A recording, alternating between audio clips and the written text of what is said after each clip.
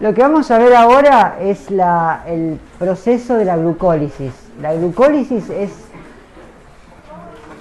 una de las vías catabólicas centrales a todos los seres vivos. La gran mayoría de los seres vivos utilizan glucosa para poder obtener energía que van a usar para el resto de sus procesos metabólicos, ¿sí? Entonces la glucosa muchas veces se menciona como que es el principal combustible celular, ¿no? Está esta idea de que nosotros lo que hacemos para obtener energía para vivir es quemar combustibles, ¿sí? Del mismo modo en que quemamos combustibles para hacer un fuego, para mover un coche, hacemos una combustión, y la idea de la combustión viene de que la reacción química que se usa es básicamente la misma. La glucosa, como otros carbohidratos, al oxidarse libera un montón de calor, ¿sí? La energía de combustión de la oxidación de la glucosa, que es lo que se llama combustión, es una reacción fuertemente endotérmica. ¿Se acuerdan del delta H que habíamos visto la otra vez en el ejemplo anterior? Es un delta H muy negativo, o sea que libera un montón de energía por mol de glucosa, ¿sí? De hecho, es tanta energía que generalmente los carbohidratos, sin mencionar glucosa, muchas veces al liberarla lo hacen de modo casi explosivo, ¿sí?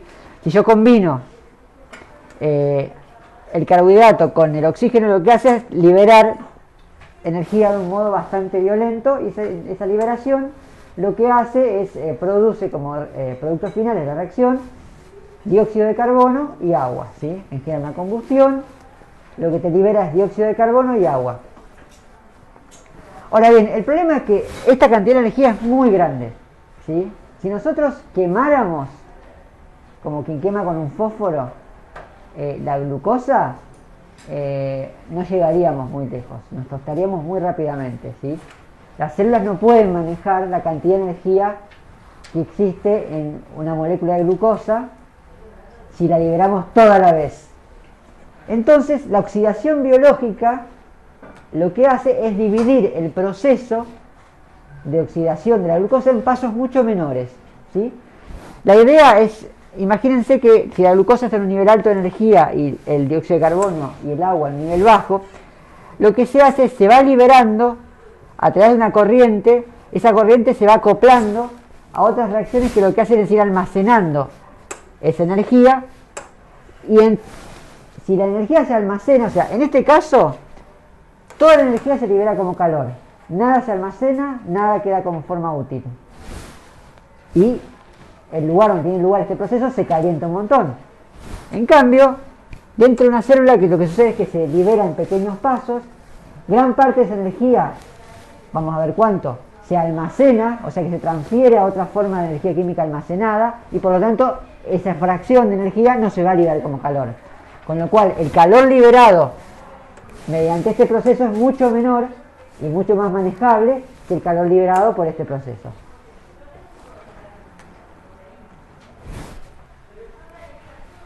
Otra diferencia importante es que yo tengo un azúcar, ¿sí? Y la oxido, o sea, la quemo con oxígeno.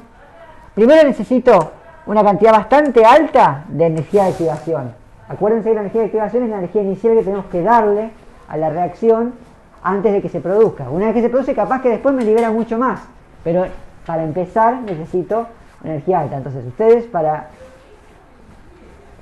encender un pedazo de madera o un pedazo de papel que está compuesto principalmente por celulosa, que es un polímero de glucosa, esa reacción es espontánea, ¿sí? La combustión de la madera o del papel es espontánea, tiene un delta G súper alto, o sea que libera un montón de energía, súper alto y muy negativo, libera un montón de energía, pero el papel en general no combustiona espontáneamente.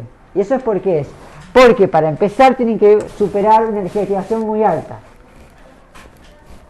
Y eso, cualquier día que se vayan de campamento y se olviden los fósforos, se van a dar cuenta de lo importante que es esa cantidad de energía que necesitas de entregarle a un pedazo de madera o un pedazo de papel para que se encienda fuego, ¿sí?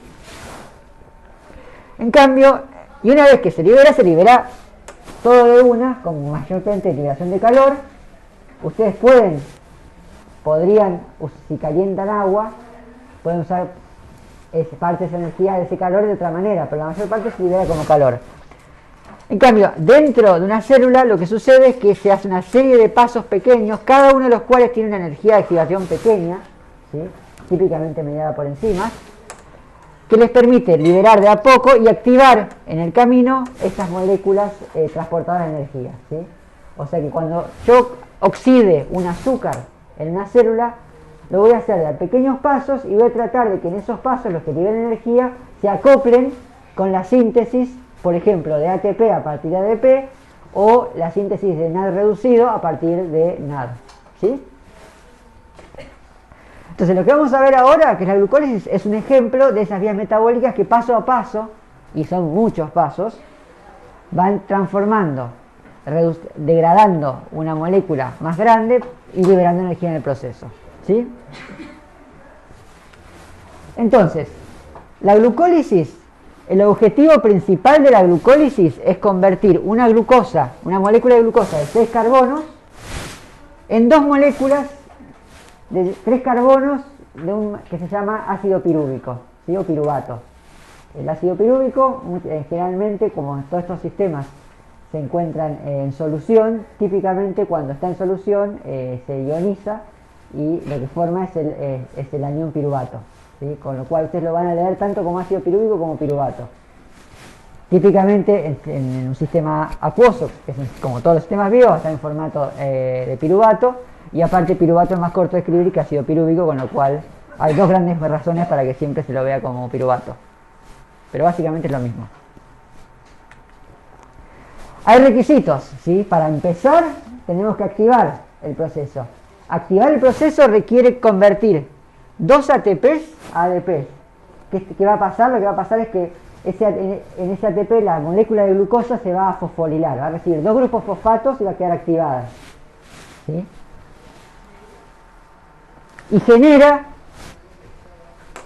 4 ATPs a partir de ADP durante el proceso, en un proceso que se llama fosforilación a nivel de sustrato, y además va a generar 2 NAD reducido a partir de NAD oxidado. Estas reacciones ocurren en el citoplasma celular, pero en aquellas células, en aquellos organismos que tienen mitocondrias, si bien ocurre del lado del citoplasma, va a ocurrir sobre la superficie de la mitocondria.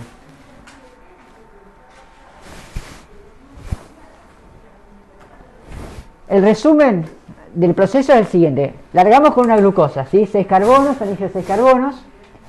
Va a haber 3 pasos en los cuales, por un lado, se fosforila la glucosa con uso de ATP, lo que mencionaba, es la inversión de energía inicial. Y luego, además, en estos pasos también se reconfigura la molécula, entonces en vez de pasa del anillo de 6 carbonos a un anillo de 5 carbonos con un grupo metilo, que es la fructosa, 1,6-bifosfato. 1,6-bifosfato es bifosfato porque tiene 2 fosfatos, 1,6 es porque está en el carbono 1 y en el carbono 6, ¿sí?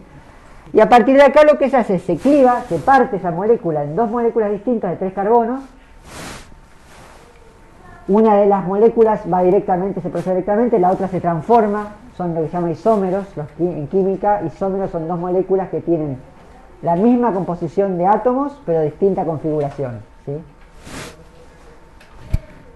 Y cada uno de esos sufre una serie de pasos en las cuales se genera NAD reducido y se genera ATP, ¿sí?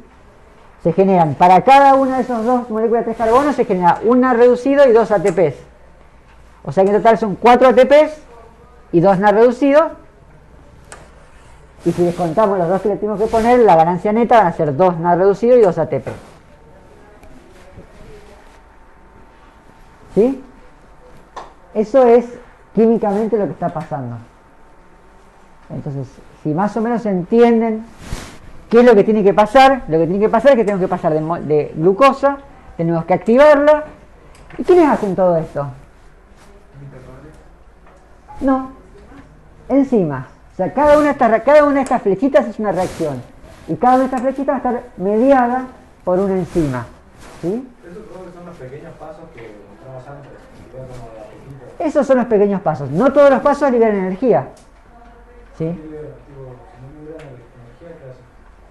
Y muchas veces la configuración, o sea, muchas veces, por ejemplo, lo que hacen, hay un paso acá, que lo que hace es, viste que el paso que no usa ATP, lo que hace es cambia la molécula del anillo de glucosa, son 6 carbonos, lo que hace es desengancha y lo reengancha en otro carbono y queda uno de los carbonos como un grupo metilo del otro lado, ¿sí? Y eso forma un isómero, quiere decir la misma cantidad de átomos pero organizados distintos. Y esa reacción en general no tienen un delta G muy grande, o sea, pueden ir en cualquiera de las dos direcciones, ¿sí? Entonces, en esos casos no hay ni un uso de energía importante ni un gasto de energía importante, es simplemente una reacomodación que sirve para preparar la molécula para el paso siguiente. Entonces, esto funciona más o menos así, ¿sí? Partimos de la glucosa. Acá, fíjense que en todos estos videos está vibrando porque todas estas moléculas vibran todo el tiempo, ¿sí? Tienen una energía muy fuerte. Vamos a tener una glucosa y la vamos a tratar de convertir en 2 moléculas de piruvato, cada una con 3. Esta tiene 6 carbonos y estas tienen 3 carbonos, ¿sí? O sea que hasta acá se mantiene la cantidad de carbonos, ¿sí? Y este proceso se llama glucólisis o glicólisis. Lo primero que necesitamos es ATP. Acá está la adenosina trifosfato, acá ven los grupos fosfato, ¿sí?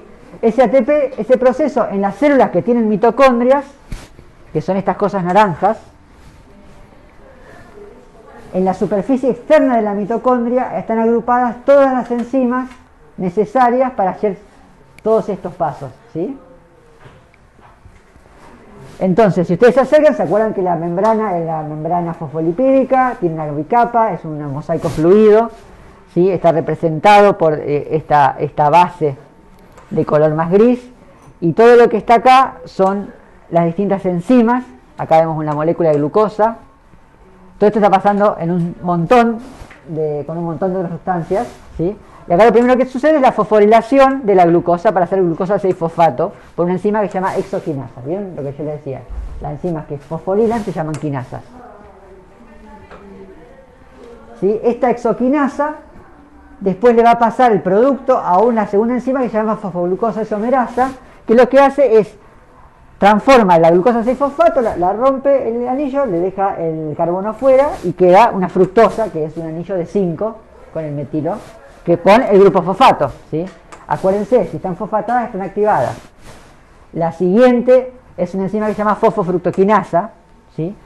La fosfofructoquinasa lo que hace es agrega otro grupo fosfato a partir de ATP, o sea que acá está nuestra inversión de ATP a ADP de 2 ATPs por molécula de glucosa.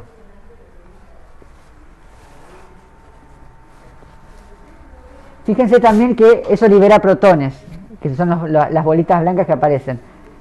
Después hay otra enzima que es la fructosa bifosfato aldolasa, que lo que hace es quiebra esa fructosa que tenía 6 carbonos, aunque el anillo sea de 5, en 2 moléculas distintas. La de dihidroxiacetona fosfato y la gliceraldehído 3-fosfato, ¿sí? La dihidroxiacetona fosfato, fíjense que cada una de esas tiene un grupo fosfato, o sea que los fosfatos que se habían activado se reparten. El gliceraldehído fosfato, va a seguir viaje. El otro, lo que tiene que hacer es, esta enzima lo tiene que convertir de la hidroxiacetona fosfato a gliceraldehído fosfato, ¿sí? O sea que a partir de ahora, como tuvimos 2 de estos gliceraldehído fosfato, vamos a tener cada una de las cosas que pasen por 2, ¿sí? O sea que son 2 por molécula de glucosa. Y esos van a ir a parar a esta tercera enzima, que es la G3P deshidrogenasa, que lo que hace ahora es generar el primer ATP, ¿sí? Perdón, el primer NAD reducido, lo que hace es quita un electrón, libera un fosfato inorgánico y esa reacción lo que hace es recibe el electrón y el protón en un NAD reducido. Entonces, largamos con 2 moléculas de ATP, una molécula de glucosa, ¿sí? Y ahora vamos a ver qué es lo que estamos obteniendo. Seguimos el paso. A partir de acá empezamos a sacar la energía. O sea, hasta acá venimos invirtiendo energía, acá empezamos a sacar energía. Lo que pasa ahora es que a partir de ADP y del bifosfoglicerato se transfiere el grupo fosfato al ATP. Y ahí se forma el primer ATP. El siguiente paso, que es una enzima que se llama PGM, fosfoglicerato mutasa, lo que sucede es que ahora lo que hay es, se mueve de lugar el grupo fosfato de una punta de las 3 carbonos al medio, ¿sí? Y eso lo prepara para la siguiente reacción. Y esas son esas reacciones que no cambian tanto el nivel de energía, pero que preparan a las moléculas para la siguiente parte, ¿sí? Y finalmente, la enolasa lo que hace es, vuelve a cambiar la forma de la molécula a otro isómero, que es y lo deshidrata, ¿sí? Y forma el fosfonol piruvato, que es una molécula de 3 carbonos, casi parecida a la final, y finalmente la piruvato quinasa lo que hace es desfosforila, acuérdense que les decía, la quinasa puede fosforilar o desfosforila el fosfonol piruvato a piruvato, y en ese proceso fosforila un ADP a ATP. Ahí el producto sería el ATP. En esta reacción el producto es ATP y el reactivo es ADP. Claro, pero antes estaba usando al revés. Sí. Lo que pasa es que si bien yo puse primero ATP, ADP para la glucosa, lo que obtengo es piruvato y 4 ATP. O sea que gasto 2, pero genero 4 ATP y además 2 NAD reducidas. Con ATP más glucosa. Claro, o sea, largamos con ATP, fosforilamos la glucosa, la cambiamos a fructosa, la fosforilamos también, rompemos eso en 2 azúcares de 3 carbonos y hacemos todo el resto del proceso, que es lo que vimos recién, y que lo que se va haciendo se va generando, por un lado, ADP forma ATP,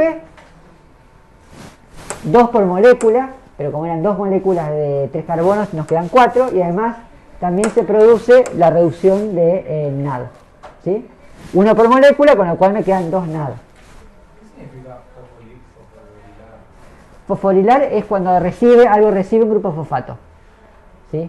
El grupo fosfato del ATP es el tercer fosfato, o sea, ADP son adenosina con 2 fosfatos y ATP son adenosina con 3 fosfatos.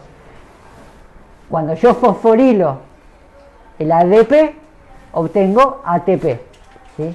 Si desfosforilo el ATP o lo hidrolizo, obtengo ADP. Ese grupo fosfato, ¿dónde fue a parar? Y si es una hidrólisis, queda como un fosfato inorgánico flotando en el agua. Y si lo que se hace es una transferencia del grupo fosfato, entonces cuando se desfosforila el ATP, algo se fosforila. Por ejemplo, se fosforila la glucosa, ¿sí? Eso después les recomiendo que lo lean con calma En general los libros hacen mucho más hincapié en el diagrama como el que les mostré primero y no tanto en cómo se ve o cómo se representaría molecularmente. Ahora ¿qué pasa? Hasta acá parece que ganamos por cada molécula de glucosa 4 ATPs y 2 NAD reducidos, ¿sí? Habíamos gastado 2, o sea que la ganancia neta es de 2 ATPs y 2 NAD reducidos por cada molécula. Ahora bien, si no hay oxígeno, ¿sí?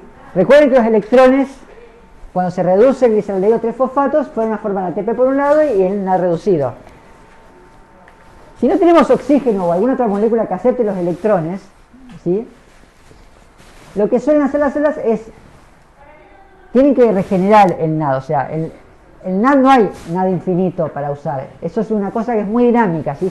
Se genera NAD reducido, NAD oxidado todo el tiempo, es una transportadora, no es un depósito.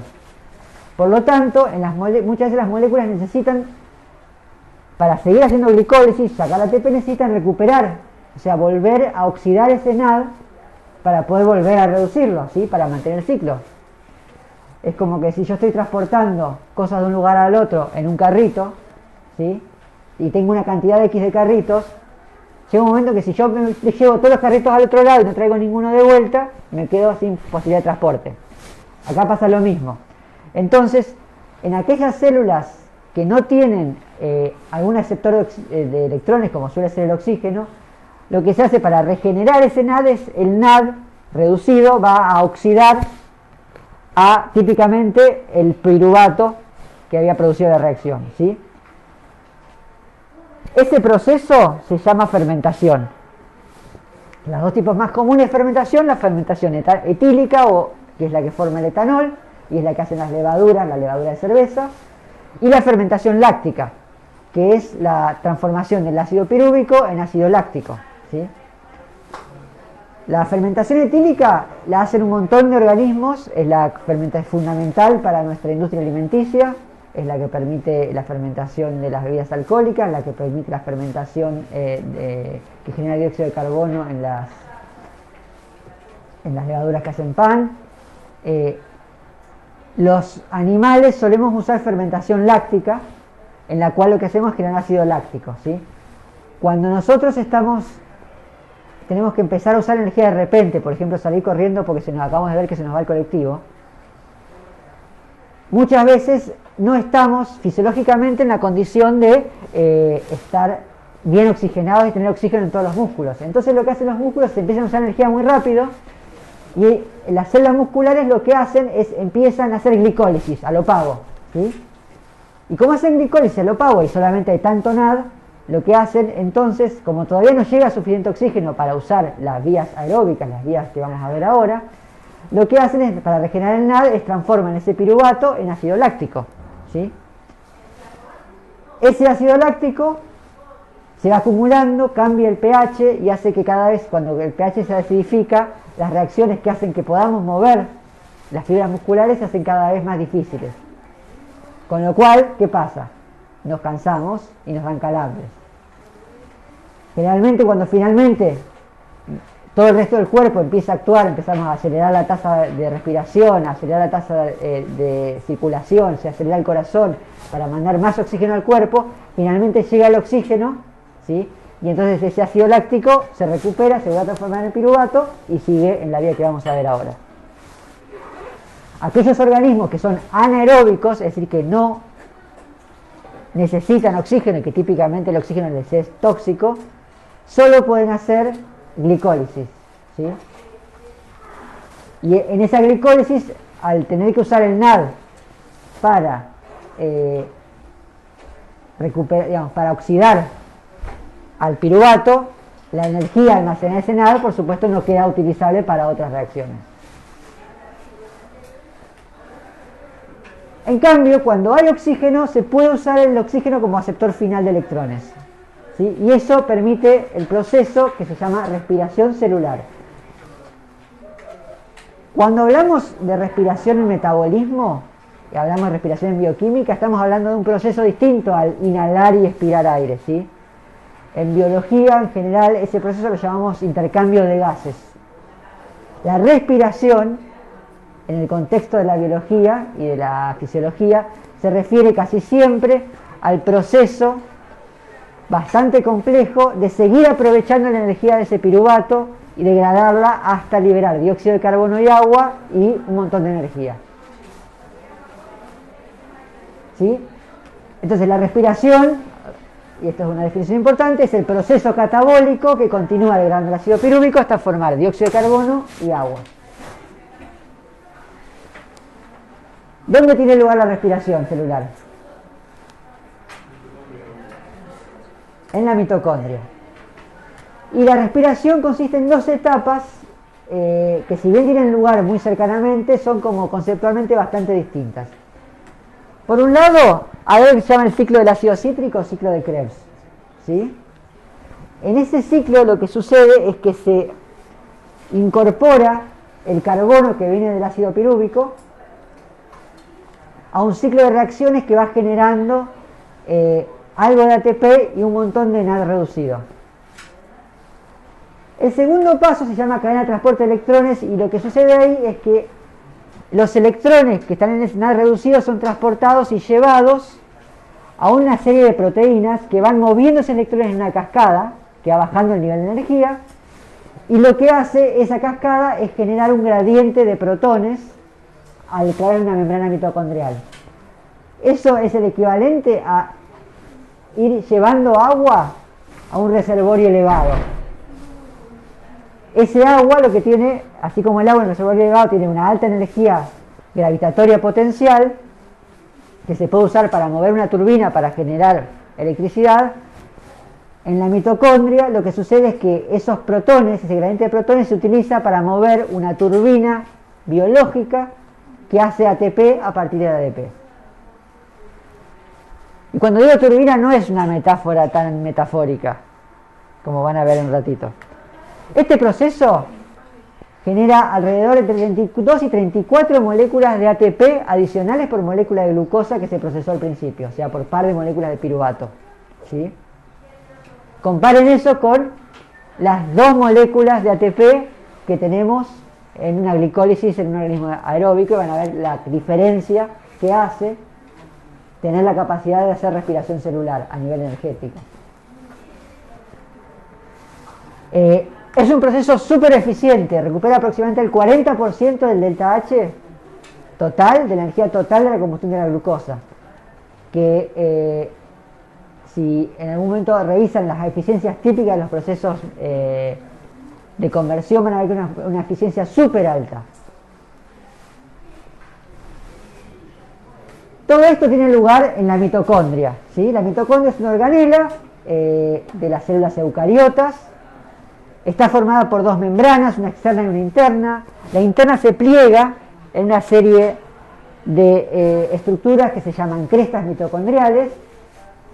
Y ese par de membranas configura un espacio externo a la mitocondria, que es el citoplasma, un espacio intermembrana y un espacio interno que se llama matriz, ¿sí?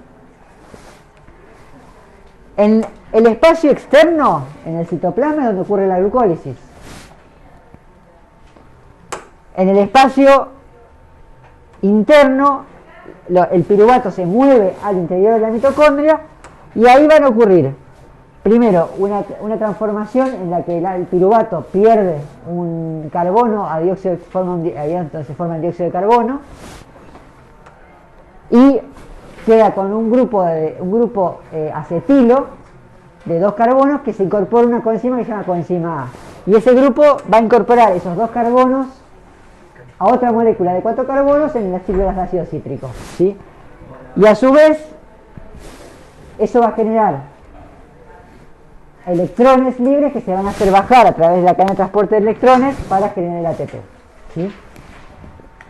Visto el microscopio electrónico, las mitocondrias se ven más o menos así. Acá afuera está la membrana externa y acá está la membrana interna plegada en crestas, ¿sí? Y en el interior está la matriz.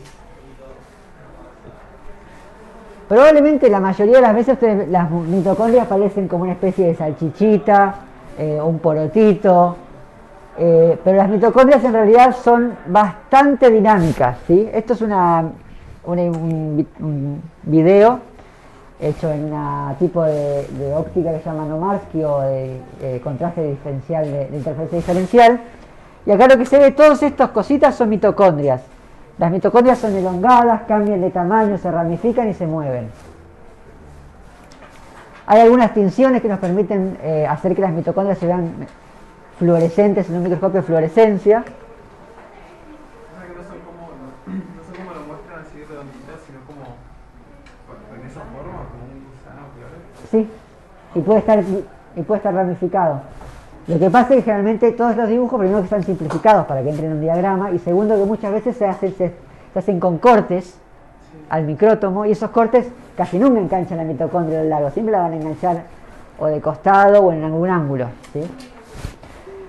Las mitocondrias muy a menudo están asociadas a los microtúbulos y se mueven con los microtúbulos. En esta micrografía, la verde son mitocondrias y los rojos son microtúbulos.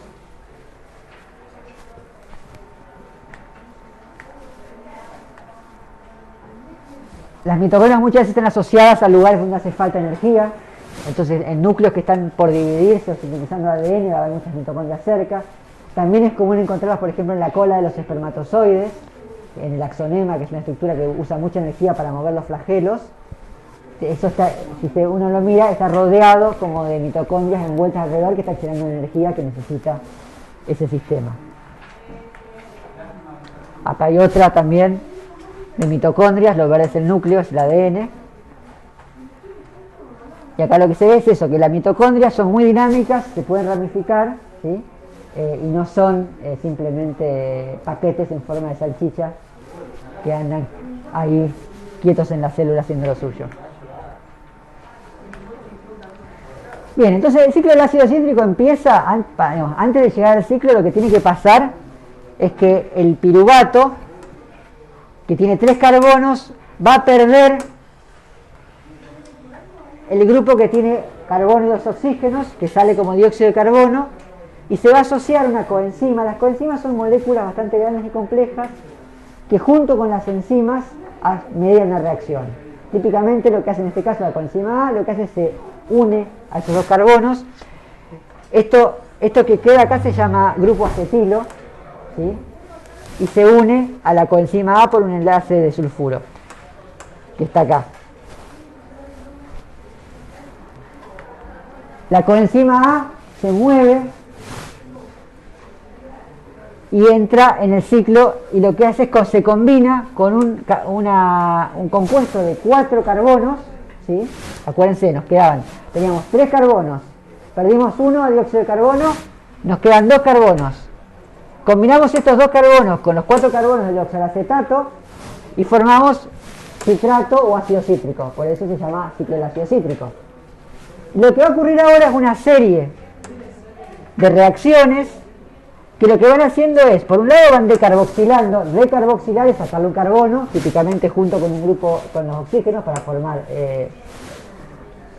dióxido de carbono, y al ir degradando y modificando el compuesto le va quitando electrones y protones y se los va entregando a NAD reducido, a NAD oxidado, que forma NADH, NAD reducido.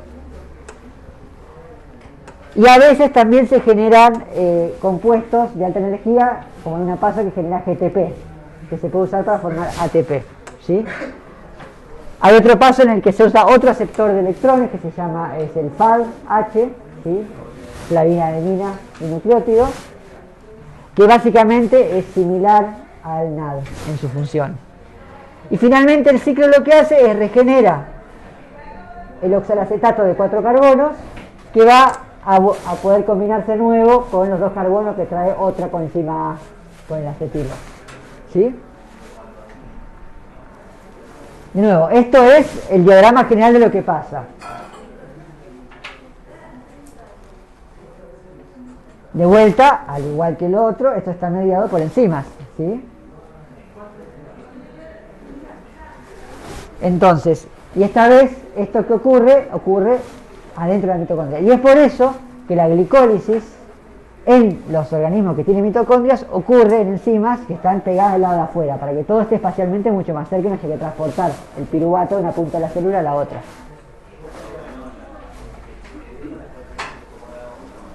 Bien, esto... ¿Todas estas animaciones tenemos un animador?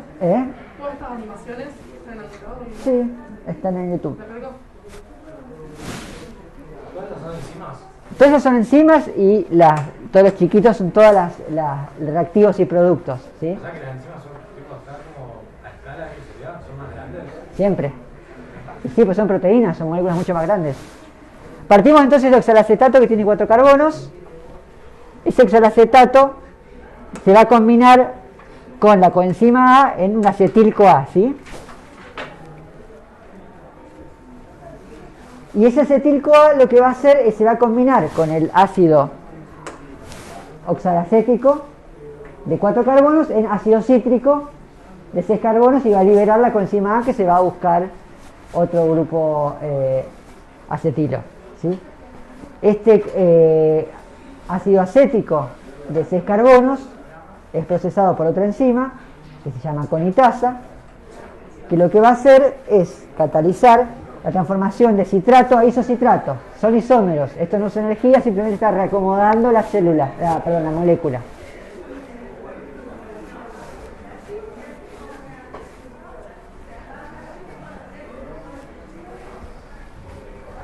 El siguiente paso lo hace la isocitrato deshidrogenasa, que lo que hace es va a remover un electrón y un protón del isocitrato y se lo va a agregar a una molécula de NAD, reduciéndola y generando NAD reducido, y además lo que hace es en el proceso de carboxila, o sea que saca un carbono con el oxígeno y genera dióxido de carbono. O sea que acá se produce también dióxido de carbono, ¿sí? Y queda una molécula que se llama ketoglutarato, de 5 carbonos. Fíjate que vamos a tener que llegar hasta el oxalacetato de 4 carbonos, o sea que nos va a quedar una de carboxilación más. La ketoglutarato deshidrogenasa lo que hace es nuevamente hacer otra reacción en la que de nuevo se remueve un electrón. Acá la coenzima A vuelve a formar un compuesto intermedio y en ese electrón se le entrega a otro NAD que se reduce, ¿sí? O sea que llevamos un segundo NAD reducido que tiene electrones.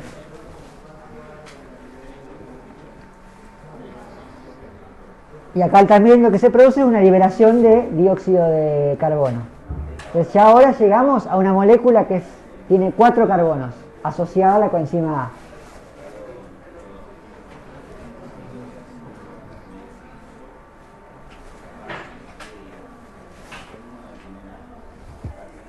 Este ketoglutarato queda oxidado y el NAD va a quedar reducido, ¿sí? Y si se fijan acá, lo que se está viendo es lo que se llama la cadena de transporte de electrones, que lo que mueve es electrones de un lugar a otro, que es una parte que después va a aparecer de nuevo. Después hay un complejo formado por 3 unidades de una enzima que se llama ketoglutarato deshidrogenasa, ¿sí? Que es este grupo grande, y que está asociado a otra que se llama succinil-CoA sintetasa, que lo que hace es va a separar la coenzima A del grupo succinil y va a generar, y en ese proceso va a fosforilar un GDP, no ATP, sino GDP a GTP. Similar cantidad de energía está en el grupo trifosfato, ¿sí?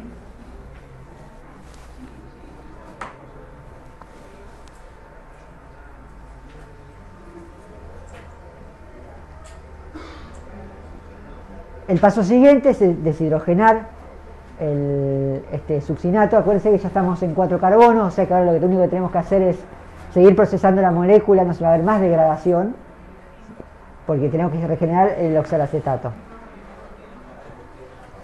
Y acá es donde empezamos a ver algo que tiene que ver con el transporte de electrones, ¿sí? Esta molécula lo que va a llevar es el succinato y lo va a transformar en fumarato, y además va a liberar 2 electrones. Esos 2 electrones, que son estas bolitas, van a ir pasando por distintas partes de esta proteína y van a ser entregados a un aceptor de electrones que es la quinona, ¿sí? La quinona son estas moléculas verdes que se mueven, después van a transportarse y van a llevar esos electrones a la cadena transportadora de electrones.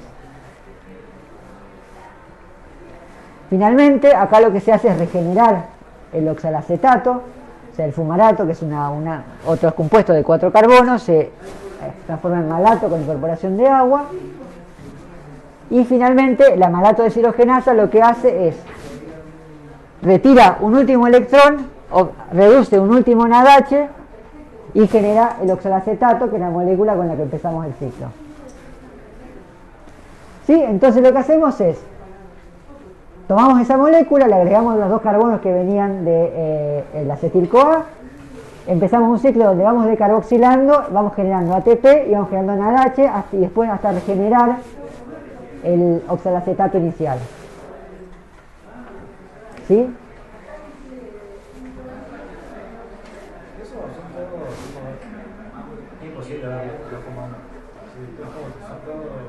Es imposible verlo con el ojo humano y es imposible verlo con un microscopio de luz. No, porque los microscopios hay un límite de resolución dado por la naturaleza de la luz, que básicamente no es que si tuviéramos unas lentes suficientemente potentes eso se vería de alguna manera como vemos ahora cosas. Directamente son en ese tamaño son capaces de reflectar suficiente para hacer percibir por el ojo por algo. No es solamente una cuestión de refracción, o sea, la manera en que a ese nivel, a esa escala, las cosas funcionan distinto, o sea, no hay manera de verlo. Esto que vemos no es que esto si lo agrandáramos lo suficiente se vería así. Pero eso sí se puede ver. Eso es la probabilidad. Este sí. Sí, eso sí. Pero las moléculas ya no se ven. Las moléculas se representan con modelos moleculares que tratan de reflejar en nuestra cabeza. Nosotros estamos preparados para ver los fenómenos de cierta manera, ¿sí? No entendemos interacciones electrónicas y entonces lo que hacemos es generamos modelos y animaciones que reflejan cómo se vería si sucediera una escala donde la luz pudiera interactuar con nuestros ojos, ya sea en un microscopio o directamente a simple vista, ¿sí?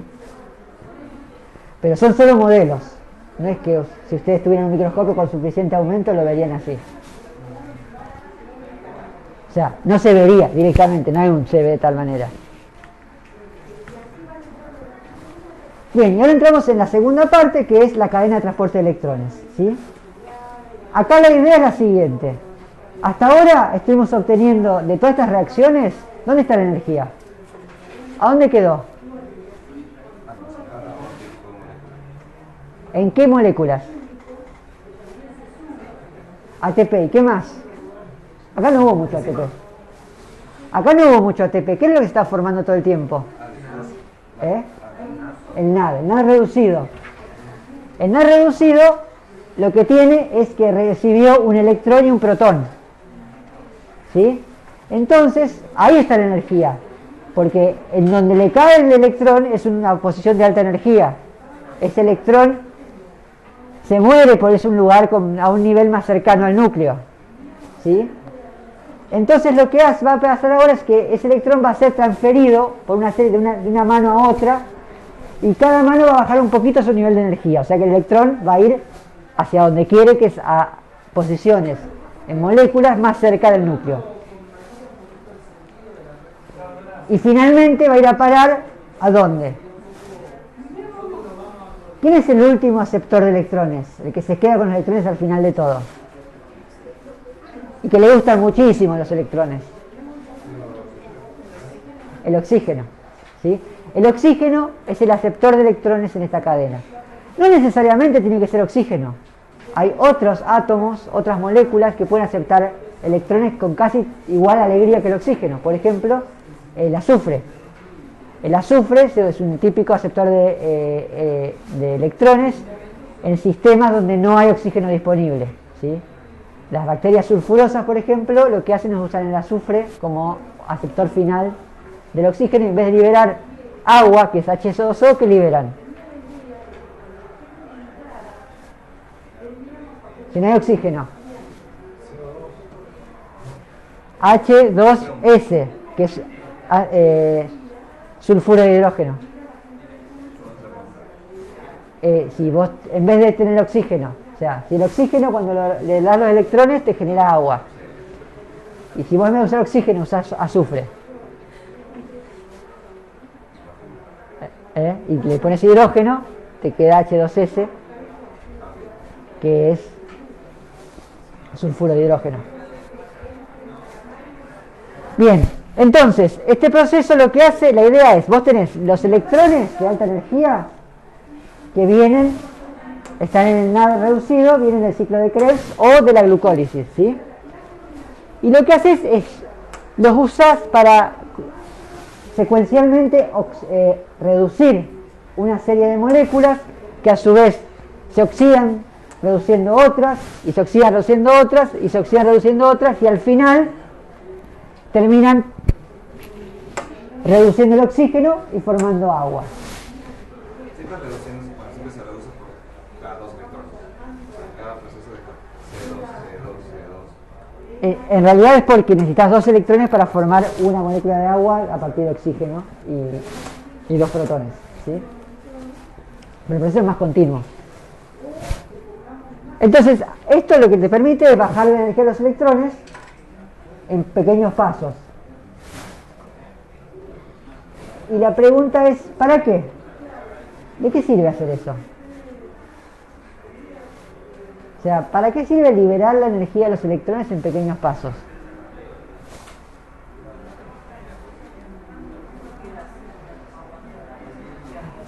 Bien, por un lado es eso, pero si solo fuera eso, directamente no lo haces y te ahorras todo el trabajo. O sea, hay algo que si estamos liberando energía, porque estamos bajando la cantidad de energía del electrón, y vamos a aprovecharla para algo, vamos a acoplar alguna otra reacción, ¿sí?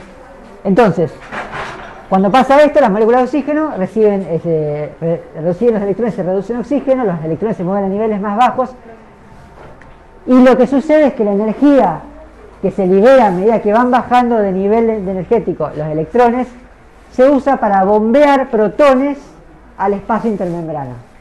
La membrana interna de la mitocondria es totalmente impermeable a los protones, ¿sí? Y a otras moléculas cargadas. Eso genera un gradiente, ¿sí? Electroquímico. Muchos protones de un lado, muy pocos protones del otro. Es doblemente gradiente, es un gradiente doble. Gradiente por un lado de concentración, acuérdense que dijimos la otra vez que si teníamos mucho de un lado y poco del otro, hay un gradiente que hace una fuerza en dirección de donde hay mucho, donde hay poco. Y además, todos esos protones están cargados, con la misma carga. O sea que se repelen, con lo cual tengo un montón de carga positiva. Cada protón de ahí está desesperado por salir de al lado de los suyos y irse para el otro lado donde hay mucho menos carga positiva y mucho menos protones, ¿sí? Y este gradiente se aprovecha para sintetizar ATP. En un diagrama simple, si este es el citosol, esta es la membrana externa mitocondrial y esta es la interna, o sea que acá están las crestas mitocondriales, lo que sucede es que el NAD reducido, el FAD reducido, entregan electrones a complejos proteicos que van bajando el nivel de energía de los electrones, y en ese proceso van bombeando protones del espacio de la matriz al espacio intermembrana. Esto genera un gradiente con muchos protones de este lado y pocos protones de este lado, que se utiliza por un complejo que se llama ATP sintasa, que lo que hace es deja pasar los protones, y en este pasaje los protones mueven el complejo y generan la transformación de ADP a ATP. ¿Sí? Esa, de nuevo, la idea general de por qué sucede todo esto. ¿Por qué hacemos todo esto? Para obtener electrones de alta energía. ¿Para qué queremos electrones de alta energía? Para hacerlos mover por la cadena de electrones. ¿Para qué los queremos hacer mover? Para bombear protones de un lado específico de la membrana. ¿Para qué? Para generar un gradiente electroquímico que me permita hacer ATP.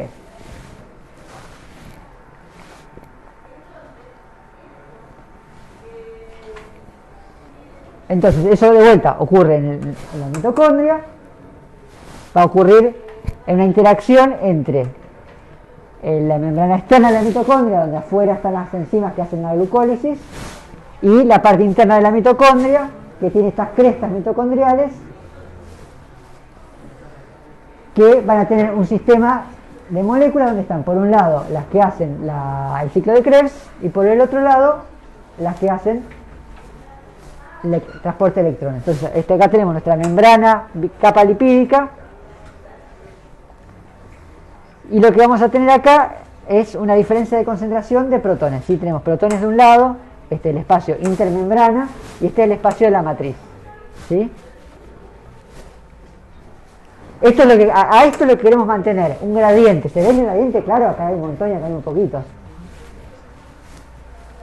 Ese gradiente lo que hace es hace que los electrones, impulsados a favor del gradiente, se vayan moviendo a través de esto que es una ATP sintasa. Básicamente funciona como una turbina rotatoria. O sea que por eso dije que no era tan distinto a la analogía de hacer girar una turbina, porque es una especie de turbina molecular que aprovecha el impulso de los protones para moverse, y ese movimiento genera cambios acá adentro que fuerzan al ADP a unirse con ATP, con el fosfato, para formar ATP. ¿Sí? Entonces hay un flujo de protones neto que genera un movimiento, un torque en esta unidad del sistema, y ese torque lo que va haciendo acá adentro es impulsar la síntesis de ATP. Esto pasa, esta es la membrana interna de la mitocondria, espacio intermembrana, y esta es la matriz.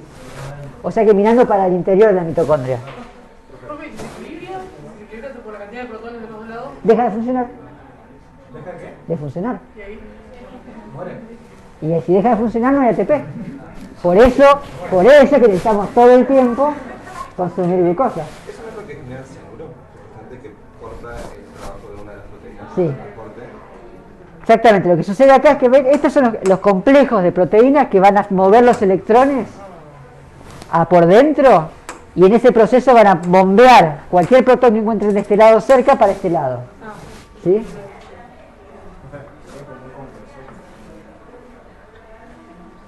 Este.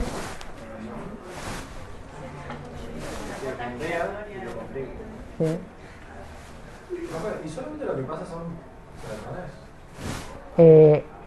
La membrana. ¿De acá a acá? Claro. Sí, solo protones. No van a pasar nada, sin una prueba. No, no. Porque tiene la conformación de aminoácidos precisa que solo deja pasar protones y filtra todo lo demás. ¿Ven? Acá está llegando. Este es el NAD reducido, ¿sí? Acá el NAD se oxida, reduce estos componentes moleculares y estos electrones van saltando entre distintos centros redox, ¿sí? Y en ese salto, cada uno de estos representa un nivel de energía un poquito más bajo. Estos tienen baja afinidad por los electrones, pero más que para el NAD, y estos tienen alta afinidad a los electrones. Y ahí salen. Y ahí están bajando los electrones, ¿sí? Hasta acá lo que estamos moviendo son electrones. Siempre el movimiento es de baja afinidad a alta afinidad. El que tiene mayor afinidad es el que es fuertemente electronegativo, que es el oxígeno que está al final de todo. ¿No arrastraba también algunos protones? Sí, pero los protones se liberan del NAD por otro lado, que son las bolitas amarillas, ¿sí? Ahora llegamos a los protones. Fíjate que lo que acá está mostrando es que el salto siempre se produce en estos saltos chiquitos y nunca se saltea a niveles más altos. Y esta energía que se libera en cada uno de estos pasitos se usa para bombear. Acá van los protones, 3 protones adentro, en contra del gradiente.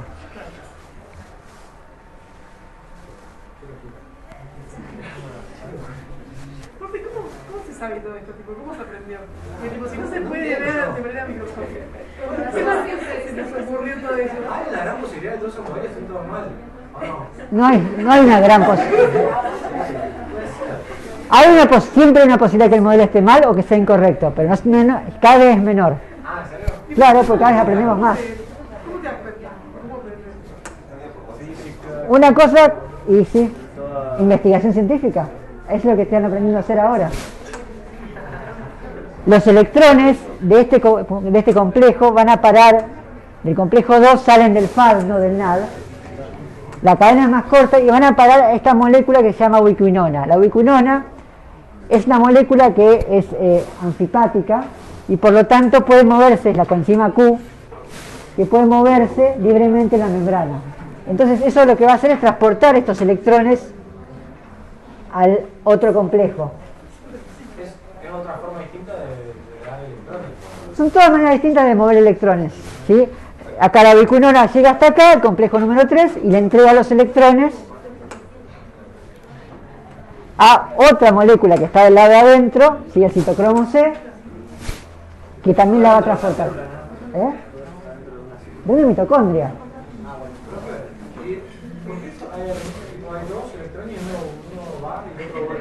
Porque para regenerar a veces hay una parte que hace un flujo cíclico.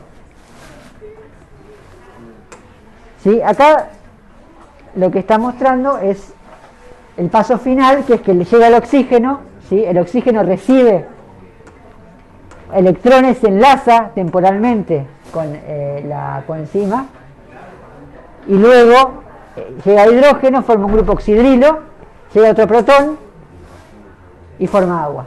Y de ahí sale el agua.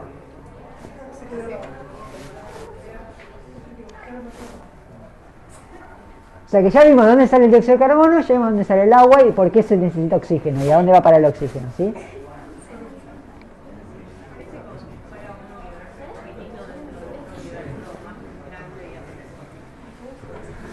Sí.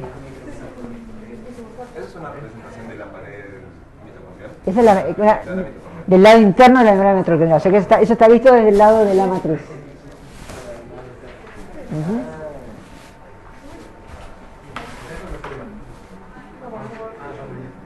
Bien, entonces por último el rendimiento de esta vía aeróbica, como dijimos, gastamos 2 ATPs, por lo tanto recuperamos 2 ATPs y nos quedamos acá si esto era anaeróbica. Ahora, si es aeróbica, podemos mandar estos NAD a hacer fosforilación oxidativa. ¿Sí? Eso me da entre 4 y 6 ATPs. El NAD se va a hacer lo mismo que se va a llevar a la cadena de electrones. Cuando generamos, decarboxilamos para hacer el complejo de acetílico enzima A, generamos 2 NAD más. Por cada NAD, por los electrones transportados por un NAD, aproximadamente se generan 3 moléculas de ATP. ¿Sí?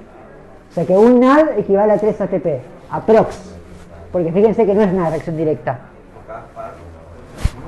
Por cada FAD me parece que van 2.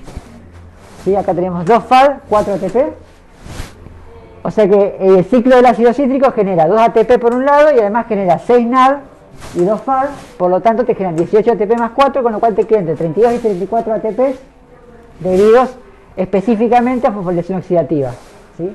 Y 4 que se formaron porque se llama fosforilación a nivel sustrato. O sea, ¿cuál es la diferencia entre fosforilación oxidativa y a nivel sustrato? La fosforilación a nivel sustrato es el ATP que se forma directamente como parte de una reacción, como ocurre en la glicólisis y como pasa en una parte del ciclo de Krebs, y el resto es indirecto a través de generar electrones de alta energía que se transportan en la cadena y a través de esa bomba de ATP forman ATP. ¿Se entiende a grandes rasgos qué estuvo pasando acá todo este tiempo? Bueno, la casa de toda la energía de la que vivimos. ¿Sí? Este es el proceso por el cual todos los organismos, sobre todo los aeróbicos, extraemos energía de los carbohidratos. Todo lo demás son variantes sobre este tema para llegar en esa vía, en ese mapa gigante que yo mostré. Esto está en el centro, es lo que estaba en el centro. Todo lo demás se engancha de alguna manera con esas vías. 2 preguntas. Parte del ATP que generás se reutiliza para seguir el proceso y el resto se consume enseguida una parte y otra parte ¿dónde se vuelve? Buena pregunta. El ATP es una moneda de cambio. ¿Ustedes qué piensan que hay? Si ustedes agarran una célula y miden la cantidad de ADP y la cantidad de ATP, ¿qué va a haber más? ¿ATP o ADP? ¿Cuál? ATP. ¿Por qué? Bueno, ADP se convierte a ATP cuando captura energía y cuando la libera se convierte en ADP. ¿Sí? Así que la equivalencia es la misma. O sea, por cada uno puede tener ATP o ADP. La pregunta es, ¿a la célula qué le conviene? ¿Tener la mayor parte en forma de ADP o en forma de ATP? Asumamos que la célula tiene una cantidad, está adecuadamente alimentada, tiene adecuada cantidad de nutrientes. ¿ADP o ATP? A ver, tengo un ADP por allá. Le conviene el ATP porque tiene 3 fosfatos. Ajá. Tiene más. ¿Y entonces? Más energía. ¿Y?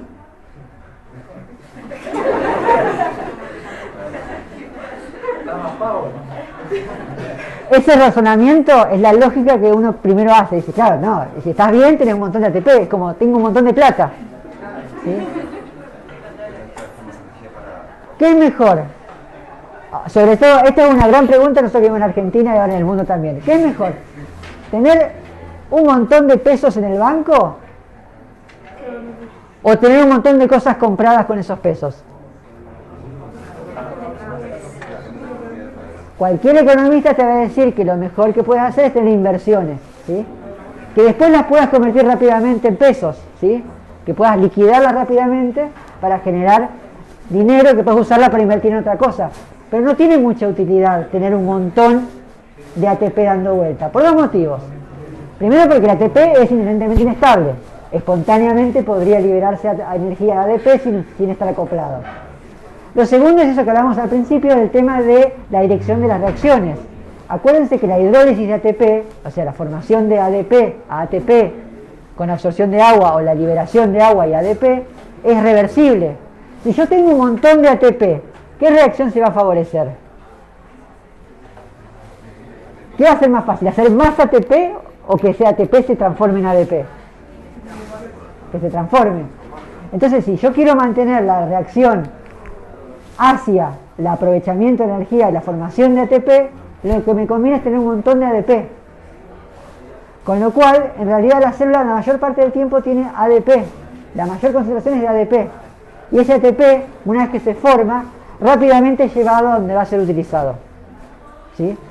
Y si hay energía de sobra, no se guarda ATP. Se utiliza para hacer biosíntesis de moléculas de reserva. Entonces, una planta, cuando está dándole todo el sol, que es lo que vamos a ver la clase que viene, mañana, cuando está dando todo el sol, no está generando un montón de ATP y guardándolo. No, está haciendo ATP y ese ATP rápidamente lo utiliza para generar glucosa y de la glucosa unirlas para hacer almidón y guardar ese almidón. ¿Sí? Cosa que cuando no haya sol o fuente de energía, ese almidón lo puede degradar para generar ATP que necesita para hacer otra cosa. ¿Y la única forma de convertir el ATP es Sí. Sí.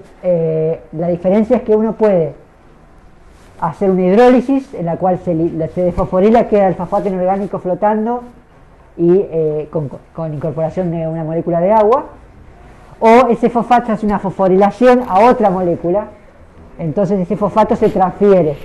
¿Sí? Pero en ambos casos sí, a algún lado el fosfato tiene que ir. Y la pérdida de un fosfato se llama desfosforilación, así como ganarlo es la fosforilación.